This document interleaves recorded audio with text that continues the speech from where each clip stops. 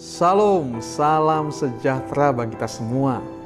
Saudara yang kasih Tuhan Yesus, hari ini kita akan kembali bersama merenungkan firman Tuhan. Tema kita hari ini adalah hidup dalam kasih karunia. Sekali lagi, hidup dalam kasih karunia. Firman Tuhan hari ini terambil dari Kisah Para Rasul pasal yang keempat, ayat 32 sampai dengan ayat yang ke-37. Saudaraku yang kasih Tuhan, hari-hari ini nampaknya situasi semakin sulit. Keadaan-keadaan menjadi semakin berat, di mana pandemi corona membuat banyak usaha harus tutup, tidak sedikit orang dirumahkan, penghasilan menjadi menurun, dan masih banyak hal lain lagi yang membuat kehidupan ini nampak sulit. Semua orang merasakan kesulitan ini. Dan tentu tidak sedikit orang yang saat ini mengeluh, tidak sedikit orang yang menjadi putus asa dengan keadaan ini. Nah, bagaimana sikap kita sebagai umat Tuhan di masa sekarang ini? Apa yang bisa kita buat terhadap situasi yang seperti sekarang ini? Kita akan bersama-sama belajar dari jemaat mula-mula, sebagaimana yang kita akan baca pada saat ini. Saya akan membacakan bagi Bapak Ibu Saudara sekalian. Demikian bunyi firman Tuhan. Adapun kumpulan orang-orang yang telah percaya itu, mereka sehati dan sejiwa, dan tidak seorang pun yang berkata bahwa sesuatu dari kepunyaannya adalah miliknya sendiri. Tetapi segala sesuatu adalah kepunyaan mereka bersama. Dan dengan kuasa yang besar rasul-rasul memberi kesaksian tentang kebangkitan Tuhan Yesus, dan mereka semua hidup dalam kasih karunia yang melimpah-limpah. Sebab tidak ada seorang pun yang berkekurangan di antara mereka, karena semua orang yang mempunyai tanah atau rumah menjual kepunyaannya itu, dan hasil penjualan itu mereka bawa dan mereka letakkan di depan kaki rasul-rasul, lalu dibagi-bagikan pada setiap orang sesuai dengan keperluannya. Demikian pula dengan Yusuf yang oleh rasul-rasul disebut Barnabas, artinya anak penghiburan, seorang Lewi dari Siprus.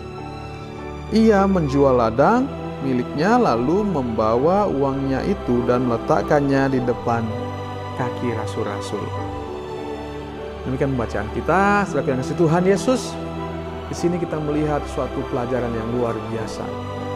Kalau kita pikirkan, kalau kita renungkan, jemaat mula-mula ini adalah jemaat yang dalam keadaan yang sangat sulit. Kenapa demikian? Karena mereka baru berdiri. Dan tentu mereka menghadapi tantangan-tantangan yang berat. Mungkin tidak sedikit di antara mereka yang dikucilkan oleh lingkungannya karena mereka mengikuti Yesus. Tidak sedikit yang harus kehilangan pekerjaan, bahkan kehilangan rumah karena mereka ikut Tuhan Yesus. Tetapi dalam pembacaan ini dikatakan bahwa mereka hidup dalam kasih karunia yang melimpah-limpah. Bagaimana hal itu terjadi? Bisakah hal itu kita terapkan pada masa sekarang ini? Di tengah situasi yang sulit ini, bisakah kasih karunia yang melimpah-limpah itu juga dirasakan oleh kita semua di masa sekarang ini? Mari kita pelajari apa yang terjadi pada jemaat mula-mula. Di dalam keadaan yang sulit itu kita melihat mereka dikatakan tadi di sana hidup dalam kasih karunia yang melimpah-limpah. Sebab tidak ada yang berkekurangan di antara mereka. Walaupun sulit tetapi mereka tidak kekurangan. Lalu bagaimana mereka bisa mengatasi hal itu? Bagaimana dalam situasi yang sulit itu mereka tidak kekurangan? Nah, dalam ayat 32 tadi kita sudah membaca, adapun kumpulan orang atau jemaat mula-mula itu, mereka sehati dan sejiwa. Artinya mereka bersatu. Mereka satu hati, satu jiwa. Saling merasakan pergumulan satu dengan yang lain. Artinya saling menopang satu dengan yang lain. Bahkan mereka berprinsip bahwa apa yang mereka miliki bukanlah milik mereka sendiri, tapi itu kepunyaan bersama. sehingga mereka bisa saling menguatkan, saling mendukung, saling menopang satu dengan yang lainnya. Dikatakan bahwa ada di antara mereka yang menjual harta mereka, menjual tanah mereka, ladang mereka, bahkan rumah mereka, lalu membawa uangnya ke hadapan rasul-rasul. Dan kemudian rasul-rasul itu membagi-bagikan sesuai dengan kebutuhan mereka masing-masing. Wah, ini sungguh luar biasa.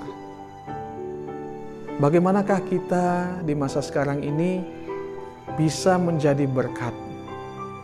Bagaimana di masa sekarang ini kasih karunia Tuhan itu bisa dirasakan melimpah-limpah di tengah-tengah kehidupan saat ini?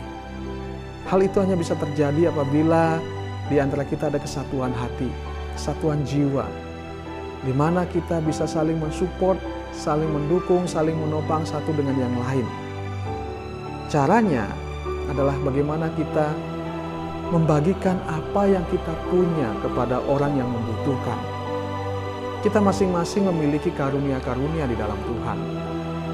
Ada yang memiliki karunia-karunia rohani, dan itu bisa kita bagikan untuk menguatkan satu dengan yang lainnya, untuk mendukung satu dengan yang lainnya, untuk menopang, sehingga di tengah-tengah situasi sulit ini kita semua bisa kuat secara rohani. Tetapi tidak sedikit juga di antara kita yang diberi karunia-karunia jasmani, diberi kelimpahan-kelimpahan secara jasmani. Ada yang diberi kelimpahan secara dana, secara materi, ataupun hal-hal lainnya, bahan pangan dan sebagainya.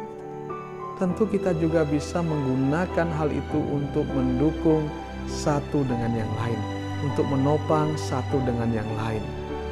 Sehingga segala sesuatu yang diperlukan bisa dicukupkan. Jadi saudara yang kasih Tuhan Yesus, situasi sulit saat ini merupakan kesempatan baik bagi kita untuk kita bisa mempraktekkan kebenaran firman ini. Kita bisa menopang satu dengan yang lainnya, kita bisa mensupport satu dengan yang lainnya, sehingga tidak ada di antara umat Tuhan yang berkekurangan sesuatu pun. Tidak ada di antara umat Tuhan yang mengalami tekanan, kesulitan yang berlebihan, karena ada di antara kita yang membantu, yang mendukung. Saya senang mendengar ada banyak gereja yang dipakai Tuhan untuk membantu. Di tengah-tengah situasi saat ini, di tengah-tengah pandemi corona ini, tidak sedikit gereja-gereja yang membuka perbendaharaan mereka.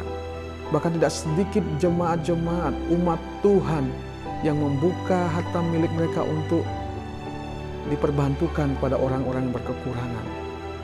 Sehingga situasi yang sulit ini masih bisa kita lewati. Dan sampai hari ini tidak ada jemaat yang sampai kelaparan.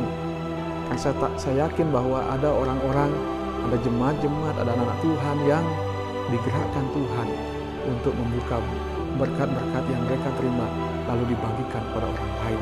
Ini sungguh luar biasa berkat Tuhan Yesus. Ini kesempatan yang baik bagi kita untuk melakukan kebenaran firman Tuhan.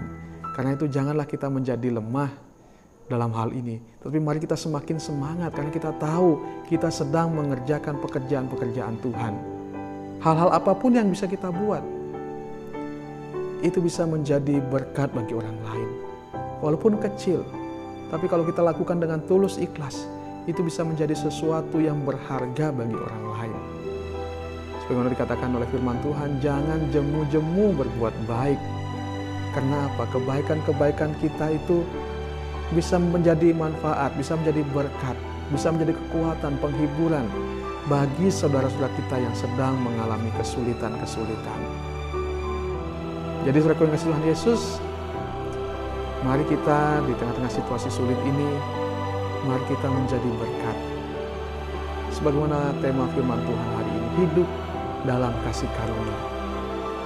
Jadi kita tidak hanya mau menerima karunia saja, tapi kita juga harus menyatakan kasih kita kepada orang lain.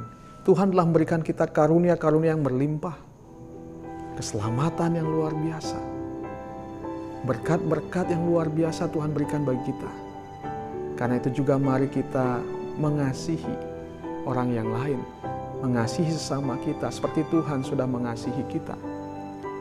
Tuhan sudah memberikan nyawanya, memberikan hidupnya bagi kita. Bahkan dia relakan tinggalkan kemuliaannya bagi kita. untuk menyelamatkan kita. Mari kita juga menyatakan kasih kita kepada sesama kita di tengah-tengah situasi ini, sehingga setiap orang, secara khusus umat Tuhan, boleh hidup dalam kasih karunia yang melimpah-limpah. Kiranya firman ini menjadi berkat bagi kita semua. Marilah kita menjadi pelaku-pelaku firman, sebab untuk itulah kita diciptakan, untuk itulah kita dipanggil oleh Tuhan, sehingga hidup kita menjadi kemuliaan Allah di muka bumi ini. Tuhan Yesus memberkati kita semua.